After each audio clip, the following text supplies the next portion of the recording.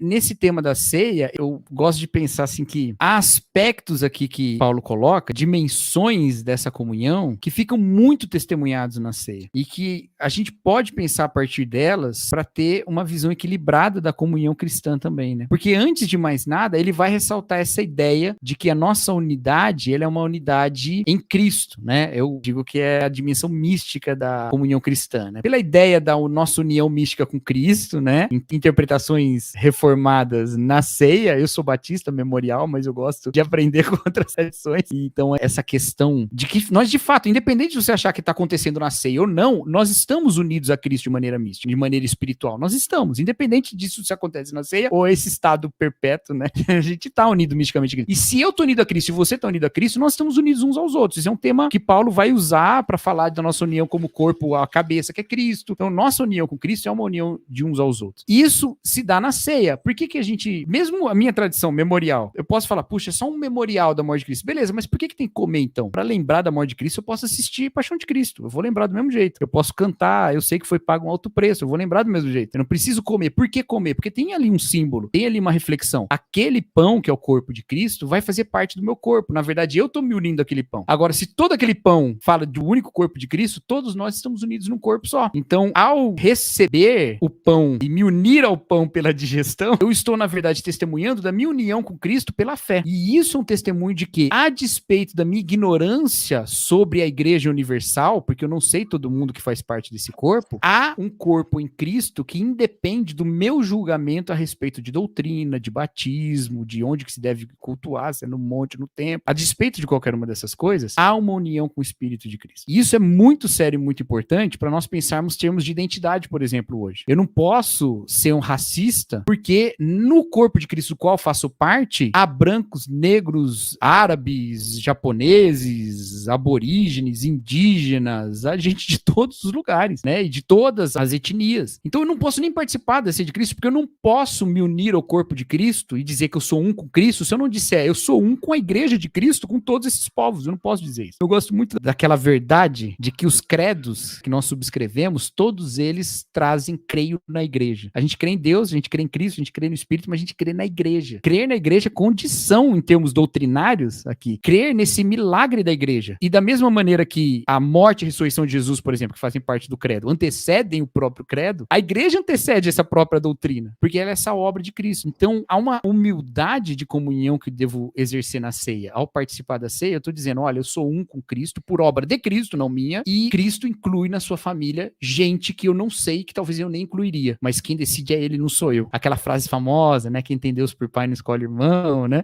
No capítulo 10 de 1 Coríntios, Paulo fala no versículo 16 e 17, não é verdade que o cálice da bênção que abençoamos é uma participação no sangue de Cristo e que o pão que partimos é uma participação no corpo de Cristo? Por haver um único pão, nós que somos muitos, somos um só corpo, pois todos participamos de um único pão. Então, há essa ideia de que, por participar desse mesmo pão, desse mesmo corpo de Cristo, nós todos somos um. Lide com isso. E essa é uma dimensão da ceia, não é a única. Porque aí Paulo vai falar também no desenvolvimento, ele vai dizer assim, olha, o que eu transmiti para vocês foi o que eu também recebi. Então tem uma unidade que também é doutrinária. Ela tem, antes de tudo, é uma unidade mística. Porque antes de haver doutrina, há a obra de Cristo, há o amor de Deus, há a trindade como comunhão, há Deus falando não é bom que o homem esteja só, há confusão de línguas em Babel, mas há Deus chamando Abraão para ser um só povo. Tem tudo isso. A obra da comunhão de Deus está existindo. Mas aí tem a dimensão doutrinária. Eu passei para vocês o que eu também recebi, que o Senhor Jesus, na noite que foi traído, tomou do pão. Eu estou numa tradição doutrinária com os apóstolos, com os outros apóstolos que me antecederam, que estão nessa tradição com Jesus Cristo, com os profetas, com, né, essa tradição, essa linha. Há uma dimensão doutrinária. Então, eu parto sim, e é importante colocar na mesa a questão de doutrina. Se não fosse importante, Paulo não ia dizer que se Cristo não ressuscitou, a nossa fé era vã. Ele está colocando um aspecto doutrinário como sendo aquele que julga a própria vida da doutrina, a própria vida da fé, né? Se essa doutrina é falsa, então não adianta nada, vamos embora, cada um vai para sua casa e vamos fazer outra coisa. Então, é importantíssima a doutrina, só que ela já pressupõe uma obra de Deus, que é uma obra da comunhão. A gente, quando vai falar de hermenêutica, a gente fala de pressupostos, né? Tem o pressuposto de que Deus fala,